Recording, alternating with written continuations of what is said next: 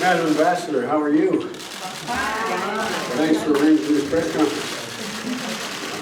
It's good to be back at the embassy. I'm looking forward to meeting everyone in the embassy in a few moments. Look, before I begin, on behalf of the United States, I'd like to extend my condolences for the loss of life and destruction caused by the floods in Brazil. I had a brief conversation with the President about that this morning, and our thoughts and prayers are with the Brazilian people and those who are in distress.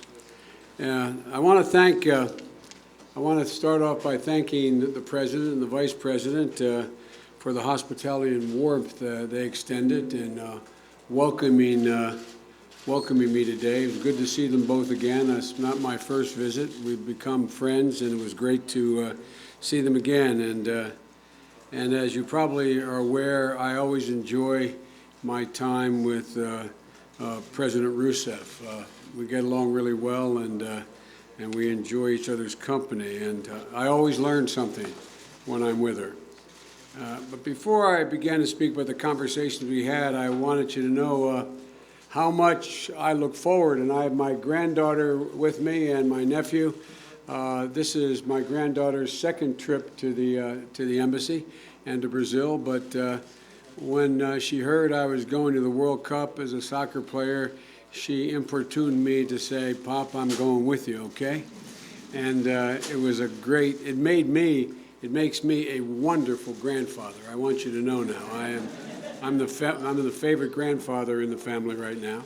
And but we had, the three of us had a wonderful, wonderful time last night.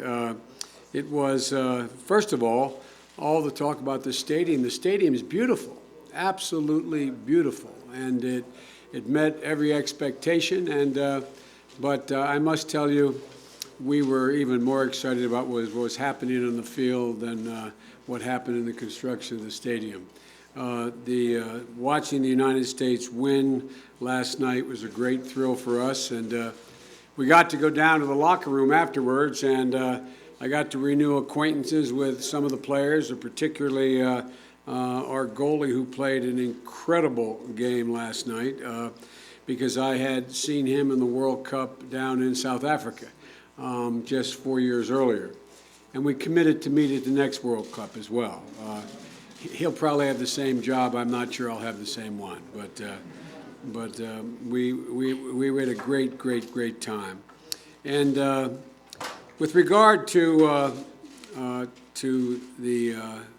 what we've seen so far, Brazil has done an incredible job in preparing for and getting these games underway. And we also wanted, the President would have liked to have traded spots with me. But we wanted to show our great support for Brazil and the people of Brazil in hosting these games. The President and I, Dilma, we had a long private conversation.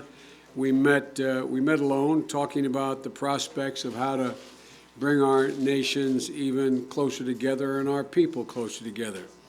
There's already a great deal of mutual benefit that exists for our people in the existing relationship. We already have $100 billion in a trade relationship. There's no reason over time that can't double. There's no reason why that can't continue to grow. The United States invests roughly $80 billion in foreign direct investment in Brazil, and more than 25,000 Brazilian students are presently studying in 200 universities in America in 46 states. Our scientists and engineers are collaborating with one another on a whole range of technical issues, including energy, and our diplomats are working on regional and global problems together. As evidence of how tightly connected we are, one of my staff members last night said, when he ordered a Budweiser beer to the host, said, "Well, it's nice of you to have an American beer here." And they smiled and said, no, Brazil owns Budweiser. So there is a lot closer ties than we're given credit for. But As Dilma and I talked, we talked about a lot more we could do together. We are two strong, diverse democracies with a generous and entrepreneurial people. The fact of the matter is, I was telling her about one of the conversations I had with Lee Kuan Yew in Singapore, and about how the nations of the future that will lead the world are those nations with diverse populations that are fully integrated and are open societies. And in that score, we have a clear convergence of values with Brazil and no obvious conflict of interest with Brazil. And so there's great potential for strengthening this partnership. And that was reflected in our conversation today. And like any global partners, we began the conversation today with a fairly long discussion of the situation in Iraq. We talked at length about our common interest in seeing a stable, united Iraq, a democratic Iraq, an Iraq that is continuing to make an even greater contributions to the world energy supply in order to stabilize markets around the world. And we had a long discussion about Iraq. And we also talked, as partners do, about Venezuela and our mutual interest in bringing greater political inclusion, stability, and, quite frankly, the protection of basic human rights. We discussed the work that Brazil and other regional partners have already done to find a solution. We discussed how she and I had spoke in Chile in the inauguration of the president, and how the notion was hatched that we would begin a process including the Vatican in the process. And we talked about how it has to move beyond where those talks are now, so that we can deliver for the people of both our countries some progress in the area of Venezuela. We also talked about our relationship to be able to deliver to the people of both our countries on economic issues, energy issues, and people-to-people ties. We discussed the common effort we have to protect and secure the Internet. That is not a tool of government repression. It is owned by the people of the world. And this is an area where Brazil has shown important leadership, and we discussed how we can continue to cooperate. Of course, we also, and I'm sure this is what most of you are here to find out, we discussed U.S. surveillance programs that were disclosed last year. I know the issue matters a lot to people here. Quite frankly, it matters a lot to the people of the United States as well. And President Rousseff and I had a chance to have a candid conversation about it. And I told her what she already knew, that President Obama ordered an immediate review after we learned of the disclosures. And based on his instructions, we have made real changes in our process. And we are taking a new approach on these issues. Last January, the United States announced important reforms, including applying many of the same privacy protections that are accorded under our Constitution to the people of our country, to citizens of the world.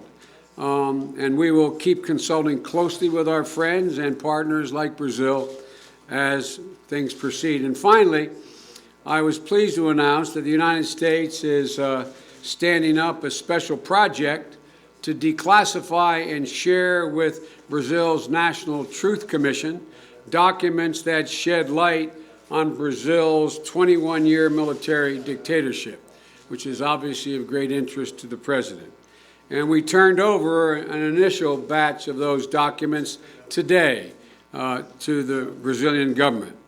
And I hope that by taking steps to come to grips with the past, we can find a way to focus on the immense promise of the future.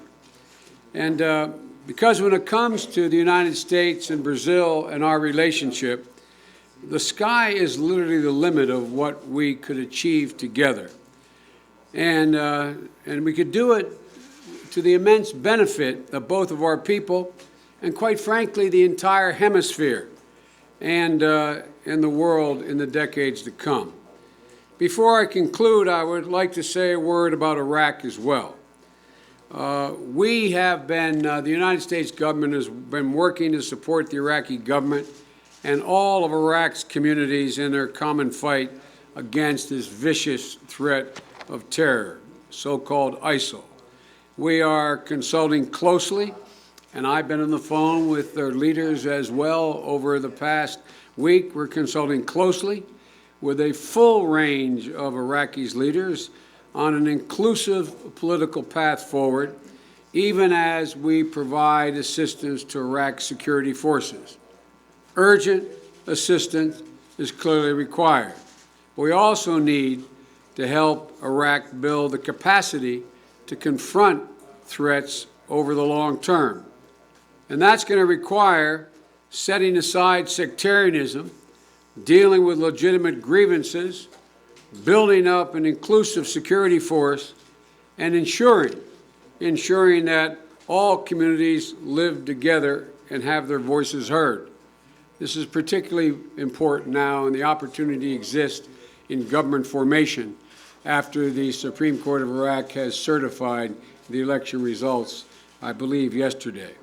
The bottom line here is that Iraqis have to put together and pull together in order to defeat this enemy, and then move toward building a better future for all Iraqi people. And we will help them in that effort. Thank you all very much, and I'm looking forward to seeing all the folks in the embassy. Thank you.